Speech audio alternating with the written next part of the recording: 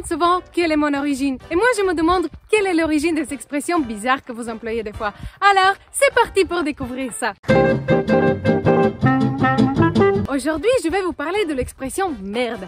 Mais avant cela, on va voir quand est-ce qu'on...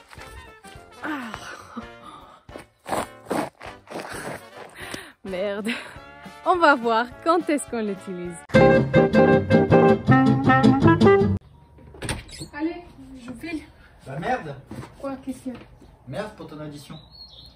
Bah ouais, moi aussi j'ai pas envie d'y aller, mais j'ai pas le choix. Hein. Non mais Gary, merde ça veut dire bonne chance. Ah non. Il trouve toujours des excuses pour dire des gros mots. Allez.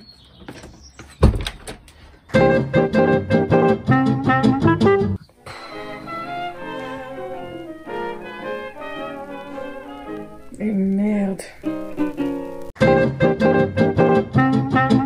Merde, comment ça marche ça?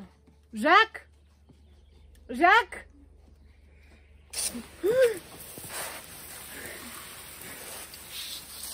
Putain, merde! Vous l'avez compris, on dit merde dans ces situations puisqu'elles nous font chier. Elles ne nous font pas chier littéralement, c'est juste que c'est des moments très désagréables. En revanche, comme vous avez pu le voir, on utilise ce mot pour exprimer des choses positives, dans le sens où on souhaite bonne chance à quelqu'un qui sera confronté à un événement très important. Et c'est exactement à ce sens-là qu'on va s'intéresser. Alors, d'où ça vient? La version la plus populaire nous vient du 19e siècle. À l'époque, les gens de bonne fortune se déplaçaient grâce à des carrosses ou des calèches. Alors, les grandes sorties pour les bourgeois et les aristocrates, c'était d'aller au théâtre ou à l'opéra. Alors, quand une représentation théâtrale ou un opéra se tenait, une nuée de carrosses tirées par de magnifiques et grands chevaux s'arrêtait à l'entrée des théâtres. Les calèches et les carrosses, c'était un peu les Uber des bourgeois à l'époque.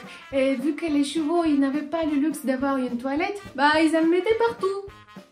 Autrement dit, quand il y avait beaucoup de merde amassée devant le théâtre ou l'opéra, cela veut dire que la salle était pleine à craquer et donc pleine de merde. Et donc que la pièce eut beaucoup de succès, une chance de faire salle comble, une chance d'avoir réussi, une chance quoi. D'où est venue l'expression « je te dis merde » pour donner du courage et de la chance à la personne visée. J'ajouterais aussi que les superstitieux croyaient que si tu mets la jambe gauche dans la merde, ça va te porter de la chance. Donc j'imagine que les artistes superstitieux se rendaient au travail comme ça. Salut! Ouais, tu vas? Ouais, bah c'est à 20h. Allez, je file parce que là, j'ai du chemin.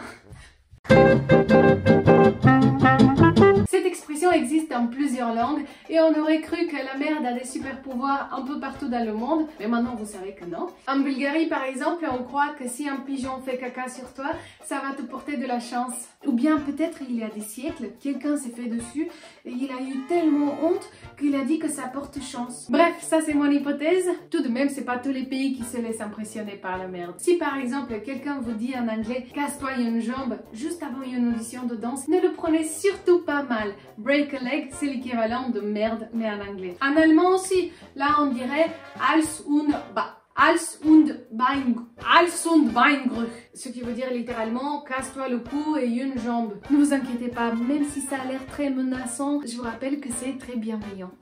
Et en italien, on dirait in culo alla balena, ce qui veut dire dans le cul de la baleine. Et oui, là certainement il y aurait plein de merde. J'espère que ça vous a plu et que vous vous sentez un peu plus français maintenant. Merde à tous ceux qui en ont besoin et à la prochaine pour de nouvelles découvertes d'origine. Salut! Si vous avez des équivalents de cette expression en d'autres langues et d'autres propositions, n'hésitez pas à les écrire en commentaire ci-dessous. Et mettez un pouce bleu.